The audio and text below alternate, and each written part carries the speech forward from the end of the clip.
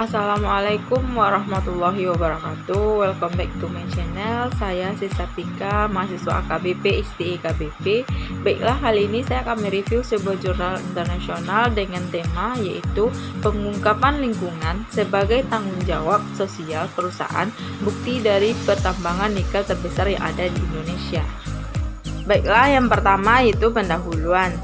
Indonesia sebagai salah satu perusahaan terbesar di Indonesia yang berlokasi di Papua yang operasinya telah mulai pada tahun 1969, tidak terbebas dari konflik keterpanjangan dengan penduduk setempat hingga saat ini, baik dalam kaitannya dengan tanah komunal adat, pelanggaran adat, atau ketimpangan sosial dan ekonomi. Kasus pencemaran Teluk Buyat di mana tailing dibuang di dasar laut yang menyebabkan polusi laut, mengakibatkan penurunan penangkapan ikan dan menurunkan kualitas kesehatan penduduk setempat yang diakibatkan oleh beroperasi oleh PT Neumann Finansia Jaya Raya yang telah tidak hanya nasional tetapi juga masalah internasional. Selanjutnya itu tinjauan literatur.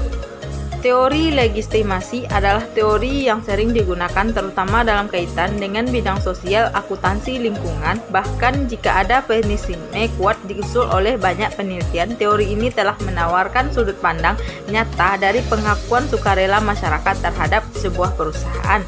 Ada beberapa faktor yang mendorong perusahaan ini untuk melakukan tindakan manajemen lingkungan seperti permintaan peraturan, faktor biaya yang timbul dari keluhan tentang perusahaan sehingga biaya tinggi ditingkatkan untuk pengawasan produksi, pasukan pemangku kepentingan, persyaratan kompetitif di bawah ISO 9000 dan ISO 14001. Selanjutnya, beberapa perusahaan besar yang terutama terdaftar di pasar modal yang akan secara langsung mempengaruhi lingkungan telah secara sukarela mengungkapkan kinerja manajemen lingkungan mereka. Di samping itu, laporan kinerja pengelolaan lingkungan yang disampaikan perusahaan kepada lembaga lingkungan saat ini berupa laporan kepatuhan dengan format dan istilah yang hampir tidak dipahami oleh orang biasa maupun pihak-pihak yang memiliki potensi non-kelingkungan. Oleh karena itu, informasi lingkungan, kepatuhan informatif pengelolaan lingkungan hidup perlu disediakan untuk umum. Salah satunya standar pelaporan sebagai kerangka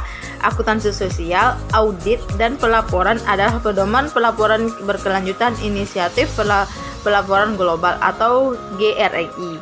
Metode penelitian. Penelitian kualitatif yang mengumpulkan data menggunakan survei lapangan seperti wawancara, observasi, dan dokumentasi dengan melibatkan beberapa informasi dari PT Vale yang bertanggung jawab atas aspek limbah, udara, dan energi dengan dukungan informan yang bertanggung jawab atas program masyarakat sekitar PT Vale serta mengamati pelaporan keuangan.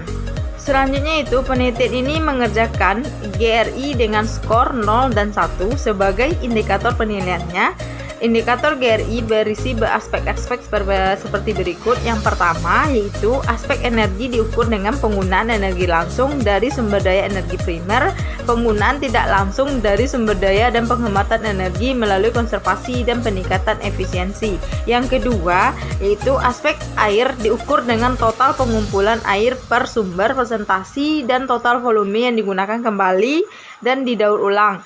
Yang ketiga itu aspek kerekaman hayati diukur dengan strategi masa depan, bertindak dan berencana untuk mengelola dampak terhadap. Yang keempat itu aspek yang diukur dengan karakteristik dasar ruang lingkup dan efektivitas seperti program dan praktik yang dilakukan untuk menilai dan mengelola setiap dampak pada operasi pada masyarakat di awal, selama, dan di akhir operasi.